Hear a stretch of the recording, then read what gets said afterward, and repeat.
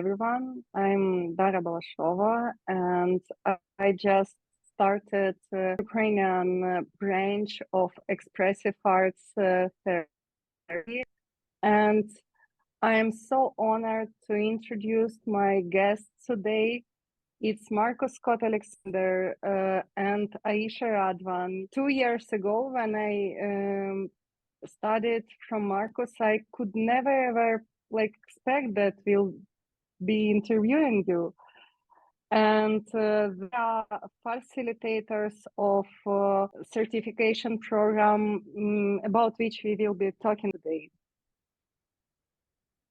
It's wonderful to be here with you, and yeah, to be joining you in Ukraine, and with Aisha in Egypt and me in Canada. It's just such an indicator of the kind of miracles that we can create in the midst of a very chaotic world, and for us to harmoniously come together and create this work of expressive arts therapy. So yeah, congratulations on creating Expressive Arts Ukraine. I look forward to supporting you on that, and I know that you'll be also working with Aisha in Egypt, continuing your training with her. So yeah, so Aisha, exciting, eh? Exciting, and I really love that you are starting something huge. It's just like what I did a couple of years ago, starting Expressive Arts Egypt, while there was nothing, like no institution for expressive arts here. So I really believe in what you're doing, Dara, and I believe it's very important to give people this space to experience expressive arts therapy, where it really works on finding a new meaning of life and like creatively finding our way back to ourselves and to peace, which could be really helpful in hard situations. Thank you. Markus, I've heard that you have some Ukrainian roots. Could you please tell a bit about that? Yeah, well, my resonance with you, Dara, is also, it's somatic. You know, I'm a very body-centered person and therapist, and so my resonance with you, you know, goes back a couple of years. And so working with you now, I can tell that the fact that both of my grandfathers are from Kiev somehow affects our connection. Yeah? Somehow affects our connection. You know, yes, we're all one, but we celebrate our oneness, each of us uniquely, and there are so many things that contribute to that. So yeah, I think my ancestors would be grateful that I'm playing a role in the development of Expressive Arts Ukraine. Thank you. I'm so grateful. And maybe you have some idea how expressive arts can contribute in Ukrainians' mental health? Yeah. Well, you know, Dara, and you know, I'm sure you know from the studying you've done so far, and Aisha, the studying you've done, that all of this work, it looks like it's about the arts, but it's actually about creating clarity.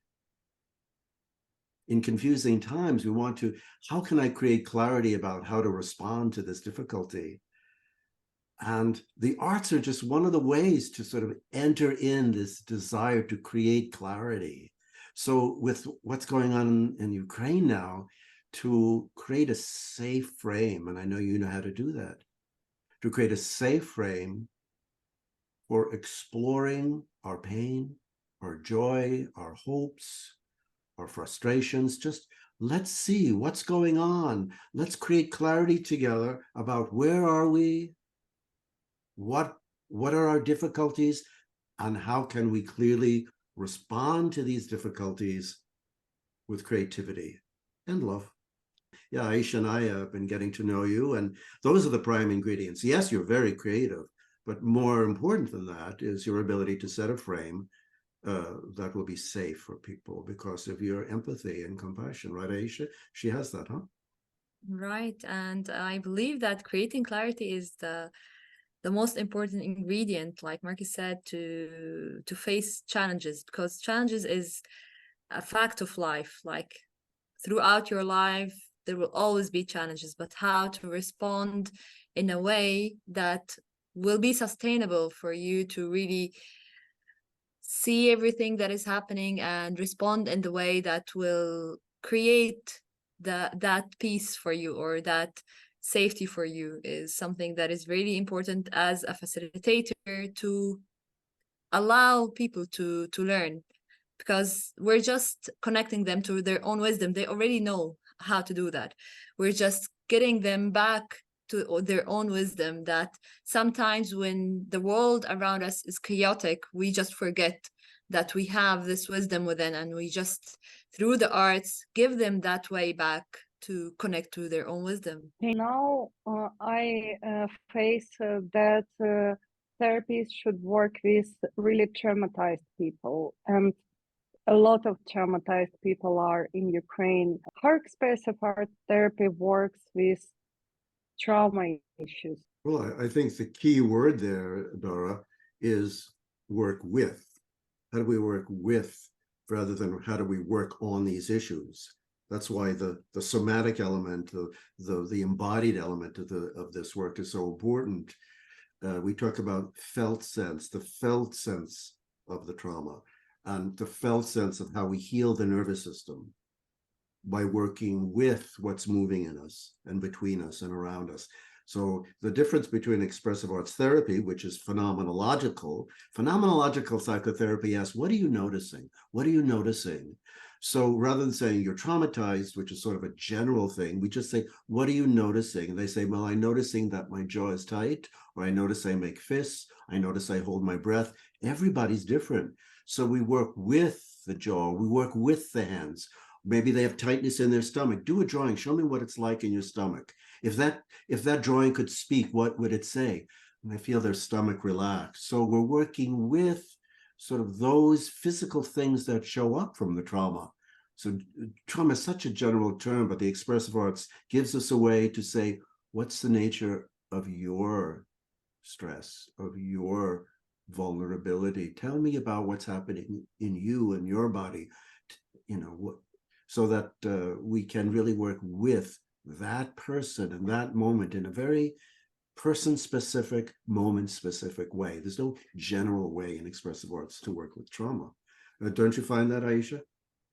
Yes, and also adding to that is the use of their imagination, because in traumatic situations, you can be blocked from seeing anything beyond that situation. So with expressive arts therapy, we're always working with getting back to your imagination in creating new worlds inside the space of arts. And then from that, how could you take it from that space into your life? So Markus, you're always talking about how things could be not only useful but helpful in everyday life, and this is what we do throughout the training. How everything that you would feel that brought you peace, or brought you a sense of self, or bringing you back to your body somatically, how could you take that into a daily practice and embodying that into your life? Thank you. That body-mind approach that I know was not about making these feelings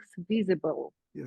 And here what Aisha is telling about imagination, that somehow, okay, I feel something in my armors, but I can share it in some safe way, not telling the story, not going to details. Yeah. Very beautiful It's way. all about playfulness, right? Like there is a lot of playfulness, and bringing the person back to their playfulness in hard times is a very important thing, so they can get back to a sense of really living life instead of focusing. Like it's shifting the focus, it's decentering, like getting back to something else, to the arts, instead of focusing on the challenge. So it gets you a new doorway to explore it from a different perspective. And with that playfulness, it gives you like a new perspective on the challenge, just bring you back to the body instead of focusing on the challenge. So this way, in through expressive arts therapy, I believe it's a very beautiful way to work with trauma, especially because you don't have to focus on the trauma. You don't have to focus on the details of the trauma. Like there is a book that says that Marcus always share with us things about it, that hundreds of years of psychotherapy and the people didn't heal yet, because it's not about talking and getting into the details of the thing. It's about shifting that focus, and then you can find something new to work with. Right, Marcus?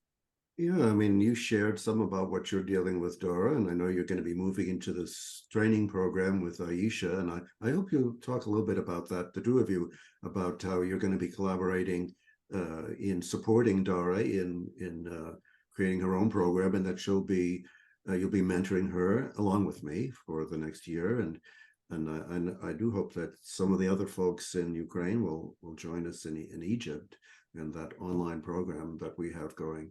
But just to come back for a second, is yes, Dara, you shared some of the challenges that you're dealing with. But then I realized what makes Dara Dara is not what's happened to her, it's how she's responding to it. And that's what will put you in a leadership position.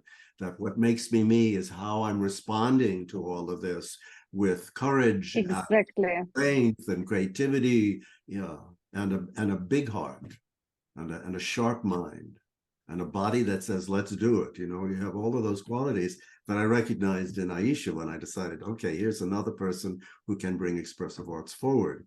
So I do look forward to your bringing this work forward, Dara, in your own unique way in Ukraine.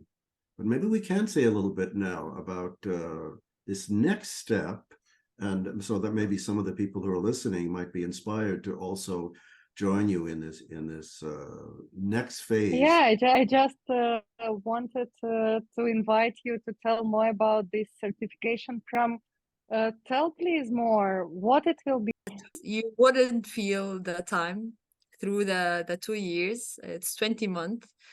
And there is a part, so everything will be online for those who will be joining us from Ukraine. And a part of the program is held with Marcus, and another part is held with me. And it's an experiential training. Like you always work with your body. Like the theory is always there to support your experience and to really ground it. So it's not about understanding first. It's about getting back to what you know in your body and connecting to your body. And from that, we get to understand secondary what is it about, what did we do, like, oh, I did this, but like I feel so light now. I came with so much heaviness and now I'm so light, so what is it about? And then we shift our focus later on in the second part of the training. Like the first year would be more about embodiment, and the second year would be about how to do that as a facilitator, because our main aim is to get people who get into the training to work in the field afterwards and to spread, to create that ripple effect in their circles, working with expressive arts therapy. So it's really doable for people who have full lives, you know, to increase the chances that they can build the skills to work with others around them who've been in profound difficulty, to come back to themselves, to find the resources inside of them to go forward, not only with courage and imagination, but a strength and connection to their wisdom. You know, that's sort of the, if we say what's the goal, is strengthen your resonance with your wisdom. The arts, so we work with different art forms, you know? So the training will teach you how to discover what art forms help me to come back. Like when I play the piano, it helps me to come back, and when I sing, it helps me to come out. And everyone's different, so you learn in the training how to take care of yourself, and then you build the skills for helping people to identify which art forms help you come home and which art forms help you come back out into the world. So it's a very balanced program about self-care and about making a difference in the lives of people around you. Wow. Wow. It's a journey. I feel like so far we already started the first batch of the training back in February. And everyone who have been a part of the training, they're saying that it's a journey to self-exploration and expression journey that gets you to know yourself better and then to see the world through the new eyes of that new perception of the self, right, Marcus? Well, I've been doing this work for more than 35 years. And Wow. and recently, last year, created Expressive Arts Without Borders. And it's really taking off. So many people involved. There are about 3,000 people who really want to celebrate together the power of the imagination. Because if you can't imagine being happy again, it's hard, so it's to be happy that we have shared values. Come back to the heart. Let's create clarity. Let's work with our creativity. What creates a community is not shared beliefs but shared values. So Dara, as I know that our time together is about to come to a close, can you say something about this work that you've been doing with graphic arts? Because as a graphic artist, you have the ability to not only do the work, but you're so creative in showing people the sense of the work. I saw your website, and it's so beautiful because it has that feeling that we're interested in expressive arts, to capture the feeling in the image, capture the feeling in the words. So, and I know you have graphic design students who I think would make very good students, because there's this idea of you do the work, but to be creative in getting the word out there that this work is meaningful and powerful. So can you say something about the connection between graphic arts and Yeah, arts for you? Yeah, thank you for the question. As you know, I'm a graphic design teacher in Kharkiv State Academy of Design and Arts. And now I have about 40 students, and we explore synthesis of arts. And, for me, it's my own research and my challenge how I can include graphic design practice in expressive arts approach, or how I can go to some graphic design product with expressive arts way. And maybe I'll do a doctoral degree on this topic. I am thinking about that. And, I see that my students, they are casual processes. They got a task, they do some sketches, and then they got some feedback and finalized work. But now we go there through the movement, through the meditation, through the poetry. And then it's like a miracle. Some graphic design appears. And they're so surprised how it can be like that. Not some hard work, not some efforts, not some, they all are used to think a lot with their mind, how it should look. But I'm teaching how it feels. Beautiful. Yeah, as you were speaking, Dara, I was thinking about, people think of expressive arts as expressing, how to express yourself. But there's a very important element in this work, which is also how to communicate. And it occurs to me that in the work that you do, there's something you want to communicate. But first, connect with what you want to express, what's so for you, and then find a way to communicate that. First things first. So I'm excited by the marriage that you have in your approach of expression and communication. Wonderful. You said something very important, Dara, about how sometimes when we are too much in our heads, then we start to have this blockages, this creativity blockages. But getting back to your body and your felt sense of what you want to do, what you really want to communicate, is a great way to be done through self-expression and expressive arts. When you go through the program, any program, but particularly right now with Aisha in Egypt and myself, we're doing it together, the purpose of it is to strengthen your resonance with your beauty. or you use the word soul, connect to your soul. So that when you're working with another person and you say to them, this really makes a difference, this work, they'll believe you. They can tell you have embodied knowledge. It's not something you read in a book.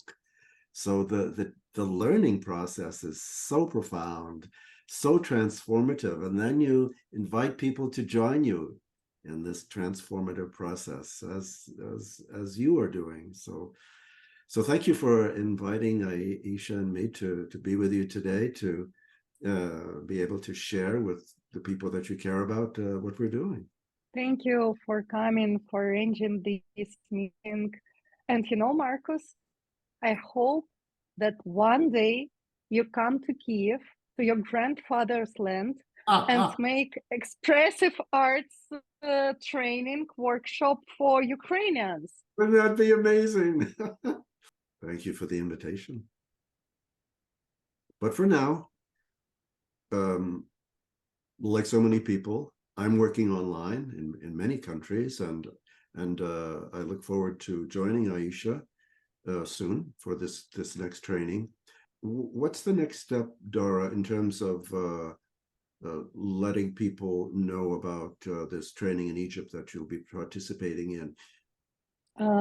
Yeah, I am dealing with Ukrainian group, but I have special deal with Aisha. Some exclusive deal will be open for Ukrainians participating. And Aisha, I'm so grateful that you are supporting us. I'm really grateful to be a part of that movement that you're creating, Dara, and to allow people to get that training, and to, as we said, it's not only about helping others, it's about just allowing yourself first. So Markus says always, like, first things first, allowing yourself to really release that whatever baggage that you don't need, and then be there with others in their journeys to allow that too in their lives. So I'm really happy with anyone who would like to join from Ukraine, and this would be an amazing journey, hopefully, that we will go through together. Aisha, thank you so much for your ongoing soulfulness in this work. Dara, thank you for bringing that work up, because this is soul work, and we get to have opportunities to embody our beautiful souls together. And maybe the last thing I'd like to say is I had a significant personal shift a few years ago. I was sad, and I was looking at the situation in the world, and I said, what can I do? And I felt really sad and kind of hopeless. And then I got really quiet, and I realized that was the wrong question. The question isn't what can I do? The question is, what can we do? What can we do? And everything changed since then in my life. So Dara, Aisha, thank you both for taking care of this beautiful question. What can we do?